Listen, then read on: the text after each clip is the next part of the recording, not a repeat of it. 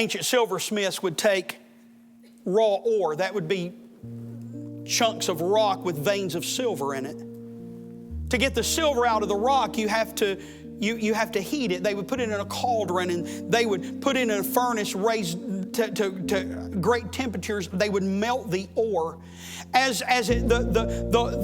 ore in the melted ore in the pot, the cauldron begins to bubble and boil. The impurities, it's called dross, begins to rise to the top. It's lighter than the silver, and it comes to the top. And the silversmith would take a tool and he would scrape the impurities off. And then as it continued to boil, more impurities would come out, and he would scrape the dross, the impurities out. And then more would come, and it would be a process of scraping out the impurities that would boil to the top in that silver oil that had been melted. And somebody asked the silversmith, how do you know when you're done?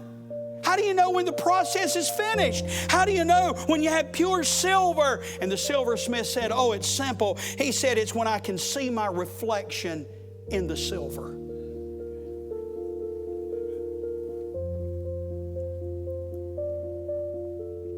God at times is going to place His children in the furnace of trials and temptation and testing to cleanse the impurities from our lives. And He'll not be finished until He sees His reflection in our lives.